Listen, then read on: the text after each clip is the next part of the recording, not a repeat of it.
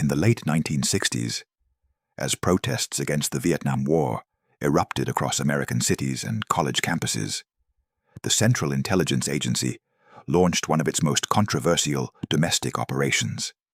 It was called Operation Chaos, and it represented a massive breach of the agency's own charter. For nearly 7 years, the CIA spied on thousands of American citizens, infiltrated anti-war groups, opened personal mail, and built files on activists who were simply exercising their constitutional rights. This is the story of how America's premier foreign intelligence agency turned its surveillance apparatus inward, and what happened when the truth finally came to light. To understand Operation Chaos, we need to go back to 1967. The Vietnam War was escalating, and so was domestic opposition to it. Hundreds of thousands of Americans were taking to the streets in protest. College students were organizing sit-ins and demonstrations. Draft cards were being burned. The counterculture was flourishing, and the establishment was deeply unsettled. President Lyndon Johnson was becoming increasingly paranoid about the anti-war movement. He couldn't believe that so many Americans would voluntarily oppose their own government's policies. There had to be another explanation, he thought. There had to be foreign influence behind it all. Johnson believed that the Soviet Union, China, or other communist powers were secretly funding and directing the American anti-war movement. He wanted proof. So he turned to the CIA and demanded answers. The problem was that the CIA wasn't supposed to conduct domestic surveillance. The National Security Act of 1947, which created the CIA, explicitly stated that the agency would have no police, subpoena, or law enforcement powers, or internal security functions. Domestic intelligence was the domain of the FBI, not the CIA. But presidential pressure is a powerful thing, and the lines were about to be crossed. In August 1967, CIA Director Richard Helms created a special operations group within the agency's counterintelligence division. He appointed Richard Ober, a veteran CIA officer, to run it. The operation was given the cryptonym Chaos. Its stated purpose was to investigate whether foreign powers were controlling or influencing American dissident groups. But to answer that question, the CIA would need to gather intelligence on those dissident groups themselves, which meant spying on American citizens on American soil. Richard Helms was in a difficult position. He was a career intelligence officer who understood the importance of the CIA's charter and the boundaries it established. But he also served at the pleasure of the president, and Johnson was insistent. Helms tried to walk a fine line, authorizing the program while trying to limit its scope. But once Operation Chaos began, it developed a momentum of its own. What started as a targeted investigation into possible foreign connections evolved into a broad surveillance program that collected information on anyone involved in dissent or protest movements. The operation started small, but it quickly grew. CIA agents began collecting information on anti-war activists, civil rights leaders, and anyone involved in what the agency deemed radical politics. They compiled watch lists, they opened files, they gathered names, addresses, and detailed biographical information. The CIA worked closely with the FBI, which was already conducting extensive domestic surveillance through its COINTELPRO operations. The two agencies shared information, though they often clashed over jurisdiction and methods. FBI Director J. Edgar Hoover was protective of his turf and resented CIA involvement in domestic matters. But the shared goal of monitoring dissidents kept the collaboration going, despite the institutional tensions.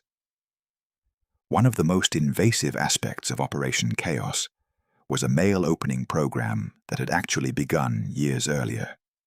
Starting in 1952, the CIA had been intercepting mail between the United States and the Soviet Union in a program called HT lingual.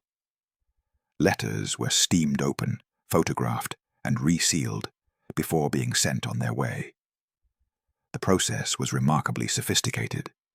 CIA employees in New York worked out of a secret facility where they would intercept bags of mail heading to and from the Soviet Union.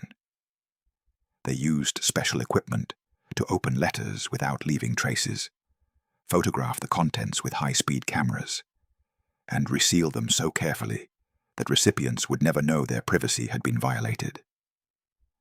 By the time Operation Chaos was in full swing, the CIA was opening thousands of pieces of mail every year. Between 1953 and 1973, the agency photographed the exteriors of nearly 2.3 million pieces of mail and opened and read more than 215,000 letters. This was completely illegal. The Fourth Amendment protects against unreasonable searches and seizures, and opening someone's personal correspondence without a warrant certainly qualifies as unreasonable. Yet the program continued for 2 decades, through multiple administrations, with minimal oversight or accountability. The mail opening extended beyond suspected spies or foreign agents to include perfectly ordinary Americans whose only crime was corresponding with someone in the Soviet Union or expressing interest in communist literature. The CIA also infiltrated domestic organizations. Agency operatives or recruited informants would join anti-war groups, attend meetings, and report back on activities and membership. They weren't just observing from a distance. They were actively participating in the organizations they were monitoring. Some agents even took leadership roles within these groups. The goal was to identify the organization's structures, their funding sources, their plans for future protests, and any connections to foreign entities. These infiltrators would attend strategy sessions, participate in planning meetings, and sometimes even help organize the very protests they were supposed to be monitoring. The ethical and legal implications of government agents actively participating in and potentially shaping the activities of protest movements were apparently not considered a serious concern by those running the operation. The agency created detailed dossiers on individuals. These files included personal information, political affiliations, sexual preferences, and anything else that might be useful or embarrassing. The CIA maintained files on more than 7,200 American citizens and over 1,000 domestic organizations. Among those monitored were prominent figures like Dr. Benjamin Spock, the famous pediatrician and anti-war activist, actress Jane Fonda, civil rights leaders, journalists, lawyers, and various members of Students for a Democratic Society, one of the most influential student activist organizations of the era. The files grew thick with newspaper clippings, surveillance reports, notes from informants, and cross-references to other individuals and organizations. The scope of information collected was staggering. The CIA documented who attended which meetings, who spoke at which rallies, who traveled where, who associated with whom. They tracked organizational memberships, financial contributions, and travel patterns. They collected leaflets, newsletters, and manifestos produced by activist groups. They photographed protesters at demonstrations. They recorded license plate numbers of cars parked outside meetings. The agency was building a comprehensive map of the American left, cataloging dissent as if it were a foreign intelligence target. What's particularly striking about Operation Chaos is how little foreign influence the CIA actually found. Despite years of intensive surveillance and the expenditure of significant resources, the agency could not establish that the anti-war movement was being controlled or significantly funded by foreign powers. There were occasional contacts between American activists and foreign groups, as might be expected in any international political movement, but these contacts did not constitute control or direction. The protests were homegrown. Americans were genuinely opposed to the war, not because communist agents had manipulated them, but because they had their own eyes, their own minds, and their own moral compasses. They could see the nightly news footage from Vietnam. They could read the casualty reports. They could hear the stories from returning veterans. They could think for themselves about the morality and wisdom of the war. The surveillance revealed what should have been obvious from the start. Dissent was an organic expression of democratic participation, not a foreign conspiracy. Richard Ober himself, in internal reports, repeatedly concluded that there was no significant evidence of foreign control of the American anti-war movement. But these conclusions did not lead to the termination of Operation Chaos. The absence of evidence was treated as evidence that the conspiracy was more sophisticated than initially thought, or that more surveillance was needed to uncover the hidden connections. But the operation didn't stop. Even as evidence failed to materialize, supporting the foreign influence theory, Operation Chaos continued to expand. By the early 1970s, the Special Operations Group had grown to include more than 50 personnel. The CIA was maintaining a computerized database of dissidents, one of the earliest examples of large-scale government use of computer technology for surveillance purposes. The agency was coordinating with local police departments and military intelligence units. The surveillance apparatus had taken on a life of its own, becoming self-justifying and self-perpetuating. Careers were being built around Operation Chaos. Budgets depended on it. Institutional inertia kept it going long after any rational assessment would have concluded it was a waste of resources and a violation of civil liberties. The operation continued even as the political landscape began to shift. When Richard Nixon became president in 1969, Operation Chaos persisted. Nixon had his own reasons for wanting to monitor anti-war protesters and his own deep suspicions about domestic dissent. His administration would eventually create the infamous Plumbers Unit to plug leaks and conduct its own illegal surveillance operations, leading to the Watergate scandal. The CIA's domestic spying fit neatly into the paranoid and authoritarian tendencies of the Nixon White House. Things began to change in 1973. The Watergate scandal was unfolding, and Americans were becoming increasingly aware of government overreach and abuse of power. The narrative of trust in government institutions was crumbling.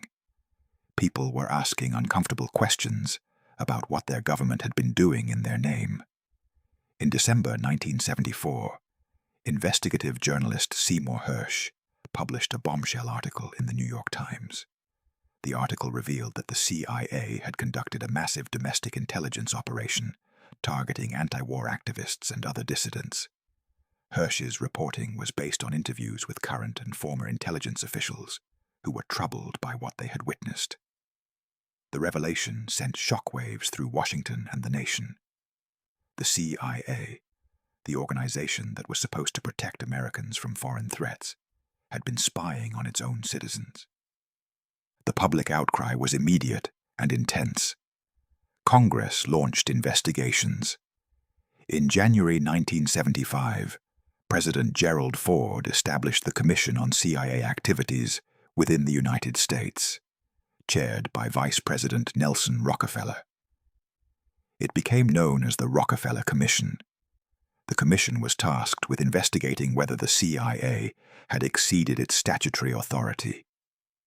Meanwhile, the Senate established the Select Committee to study governmental operations with respect to intelligence activities, chaired by Senator Frank Church of Idaho. The Church Committee, as it became known, would conduct one of the most comprehensive investigations of intelligence activities in American history. The investigations revealed the full scope of Operation Chaos and numerous other intelligence abuses. The Church Committee held public hearings where CIA officials testified about the agency's activities. Richard Helms, who had by then left the CIA, testified about Operation Chaos. He tried to justify the program as a necessary response to presidential demands and the turbulent times, but the committee members were unimpressed. The evidence was clear. The CIA had violated its charter and the constitutional rights of American citizens. Helms argued that he had tried to limit the program's scope and that he had repeatedly told presidents that the CIA was finding no evidence of foreign control. But his defenses rang hollow when confronted with the sheer scale of the surveillance that had been conducted under his watch. The Rockefeller Commission's report, released in June 1975, was scathing. It documented Operation Chaos in detail and concluded that the program was improper and should not have been undertaken. The Commission found that while the CIA had legitimate reasons to investigate possible foreign connections to domestic unrest, the scope and nature of the surveillance far exceeded what was necessary or legal. The Commission noted that the CIA had collected information on the purely lawful political activities of American citizens, which was beyond the agency's jurisdiction. The report detailed how the mail-opening program had violated federal law for 2 decades, how the surveillance of domestic groups had expanded far beyond any reasonable connection to foreign intelligence, and how the CIA had failed to establish adequate internal controls or oversight mechanisms. The Church Committee's findings, released in 1976, were even more damaging. The committee produced a multi-volume report that exposed decades of intelligence agency abuses. Operation Chaos was just one of many disturbing programs revealed. The committee found that the FBI's COINTELPRO had engaged in even more extensive domestic surveillance and had actively worked to disrupt and discredit civil rights and anti-war groups. The National Security Agency had intercepted millions of communications involving Americans. Military intelligence units had spied on civilian protesters. The intelligence community had operated with minimal oversight and had repeatedly violated the law. The cumulative picture was one of a shadow government operating largely outside democratic control, accountable to no one, and willing to target American citizens who were simply exercising their constitutional rights. Senator Church himself warned in a televised interview that the technology being developed for intelligence gathering could, if turned fully against the American people, enable a level of tyranny that would make earlier forms of authoritarianism seem primitive by comparison. He spoke of the NSA's capabilities to monitor communications and warned that if such powers were ever turned against domestic populations by a dictatorial government, there would be no place to hide. His warnings, prescient at the time, seem even more relevant in our current age of digital surveillance. The Church Committee made numerous recommendations for reform. It called for clearer legal guidelines for intelligence activities, stronger congressional oversight, and protections for the constitutional rights of Americans. The committee emphasized that the United States could maintain effective intelligence capabilities while still respecting civil liberties. Democracy and security were not mutually exclusive. The committee's work represented a high watermark of congressional oversight of the intelligence community, a moment when the legislative branch seriously examined and challenged the practices of the national security establishment. The revelations led to significant reforms. In 1976, President Ford issued Executive Order 11,905, which established new procedures for intelligence operations and created the Intelligence Oversight Board. President Jimmy Carter later issued Executive Order 12,036, which further strengthened restrictions on intelligence activities. In 1978, Congress passed the Foreign Intelligence Surveillance Act, which created a special court to oversee requests for surveillance warrants against foreign spies inside the United States. The act was designed to balance national security needs with Fourth Amendment protections, requiring the government to demonstrate probable cause before conducting surveillance and creating a legal framework that had been conspicuously absent during the Operation Chaos era. The CIA itself underwent changes. The agency implemented new guidelines restricting domestic activities. Training programs emphasized legal and ethical boundaries. The culture slowly began to shift, though critics argued that the reforms didn't go far enough and that accountability mechanisms remained weak. Congressional oversight committees were established to monitor intelligence activities on an ongoing basis, though they too would face challenges in effectively checking the power of the intelligence community. The question of whether Congress had sufficient expertise and access to truly oversee the intelligence agencies remained open, and would become more pressing as intelligence operations grew in complexity and scope. The legacy of Operation Chaos is complex and troubling. On one hand, it represents a clear example of government overreach and the dangers of unchecked executive power. The operation violated the fundamental rights of thousands of Americans who were simply exercising their constitutional freedoms of speech, assembly, and political participation. It demonstrated how easily fear and suspicion can lead to the erosion of civil liberties, even in a democratic society. The assumption that dissent must be foreign-inspired rather than domestically motivated revealed a disturbing contempt for the intelligence and autonomy of ordinary citizens. It suggested that the government viewed its own people as potential enemies, as subjects to be monitored and controlled, rather than as citizens with rights and agency. On the other hand, the exposure of Operation Chaos and the subsequent reforms show that democratic institutions can work, even if belatedly. Investigative journalism brought the abuses to light. Congressional investigations held the intelligence community accountable. Reforms were implemented to prevent future violations. The system, however imperfectly, corrected itself. The question is whether those corrections have been sufficient and lasting, and whether the lessons learned have truly been internalized by the institutions involved.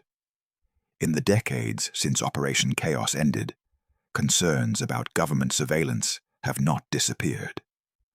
The September 11th attacks in 2001 led to a massive expansion of surveillance capabilities in the name of combating terrorism. The Patriot Act granted the government broad new powers to collect information on Americans.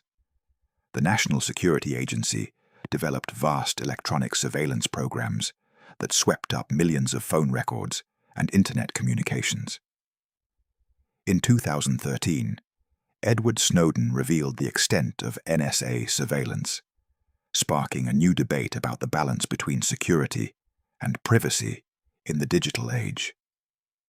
Snowden's revelations showed that many of the concerns raised during the Church Committee era had not been resolved, but had instead been amplified by technology. These modern surveillance programs are different from Operation Chaos in important ways. They are conducted under legal authorities, however controversial, rather than in clear violation of the law. They target terrorism rather than political dissent, at least in theory. The technology is far more sophisticated, allowing for mass data collection rather than the labor-intensive methods of the 1960s. But the fundamental tension remains the same. How much power should the government have to monitor its citizens, and who decides when that power is being abused? The legal frameworks established after Operation Chaos have been stretched and reinterpreted to accommodate new surveillance technologies and new security threats, raising questions about whether those frameworks remain adequate. The lessons of Operation Chaos remain relevant today. First, intelligence agencies will expand their powers if given the opportunity, especially during times of crisis or perceived national emergency. The initial justification may seem reasonable, but mission creep is almost inevitable without strong oversight. Second, presidential pressure can lead agencies to violate their own rules and legal constraints. The institutional desire to please political leaders can override ethical considerations and legal boundaries. Third, once surveillance programs are established, they are difficult to dismantle, even when they fail to achieve their stated objectives. Bureaucracies develop vested interests in their own activities. Fourth, the target of surveillance often expands beyond the original scope. What begins as monitoring of potentially dangerous groups evolves into surveillance of anyone who might be associated with those groups, and then anyone who holds similar political views, and eventually anyone the government considers troublesome. The boundaries become increasingly fuzzy, and the safeguards increasingly weak. Fifth, the secrecy surrounding intelligence operations makes abuse more likely and accountability more difficult. When activities are classified and hidden from public view, there is little incentive for restraint and little opportunity for democratic deliberation about acceptable practices. Perhaps most importantly, Operation Chaos reminds us that the right to dissent is fundamental to democracy. The anti-war protesters, civil rights activists, and student organizers who were surveilled by the CIA were not enemies of America. They were citizens participating in the democratic process. They were asking difficult questions about their country's policies. They were demanding accountability from their government. They were exercising the freedoms that supposedly distinguished the United States from the authoritarian regimes it opposed. By treating dissent as evidence of foreign subversion, the government revealed its own insecurity and its distrust of democratic participation. The story of Operation Chaos should make us ask difficult questions. What surveillance programs exist today that we don't know about? What will future investigations reveal about current intelligence activities? How much privacy are we willing to sacrifice in the name of security? Who watches the watchers? These are not abstract philosophical questions. They have concrete implications for the kind of society we live in and the rights we enjoy. Operation Chaos was eventually exposed and ended, but the impulse that created it persists. The desire to control information, to monitor potential threats, to maintain order in the face of dissent, is always present in government. The tools available for surveillance are now far more powerful than anything available in the 1960s. Our phones track our locations. Our emails and texts can be intercepted. Our social media posts are analyzed. Facial recognition technology can identify us in crowds. The potential for abuse is exponentially greater than it was during Operation Chaos. The story of Operation Chaos is a warning from history. It shows us what can happen when fear overrides principle, when security concerns trump civil liberties, when the powerful decide that the rules don't apply to them. It reminds us that vigilance is necessary, that oversight matters, that transparency is essential. It tells us that we cannot simply trust that government agencies will respect our rights without constant pressure and accountability. The price of liberty, as the saying goes, is eternal vigilance. The men and women who were surveilled during Operation Chaos were not vindicated until years after the fact. Many never knew they were being watched. Some had their reputations damaged, their careers derailed, their lives disrupted by being labeled as suspicious or subversive. The psychological impact of knowing that your own government considers you a threat, that your mail is being opened, that your activities are being monitored, cannot be understated. The chilling effect on free speech and political participation extends far beyond those directly targeted. When people know or suspect they are being watched, they self-censor. They avoid certain associations. They think twice before attending that protest, or joining that organization, or expressing that opinion. This chilling effect is one of the most insidious aspects of surveillance. It doesn't require that everyone be watched. It merely requires that everyone believe they might be watched. The uncertainty itself becomes a form of control. People begin to police their own thoughts and behaviors to conform to what they imagine the watchers consider acceptable. Democracy requires robust debate and dissent, but surveillance undermines the psychological conditions necessary for free expression. When citizens fear that their government is monitoring their political activities, they become less likely to engage in those activities, and democracy itself is weakened.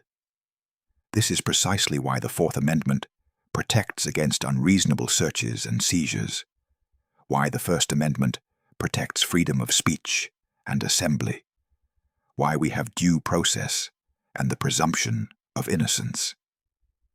These protections exist not because the Founding Fathers were naive about security threats, but because they understood human nature and the nature of power. They knew that governments, even democratic ones, will tend toward overreach. They knew that those in authority will often conflate criticism with disloyalty, dissent with danger. They built safeguards into the Constitution to protect unpopular speech, unpopular ideas, and unpopular people. Operation Chaos violated these fundamental principles. It was not an aberration or a mistake, but a deliberate program carried out by intelligent, educated people who convinced themselves they were protecting national security. They rationalized their actions. They followed orders. They kept secrets.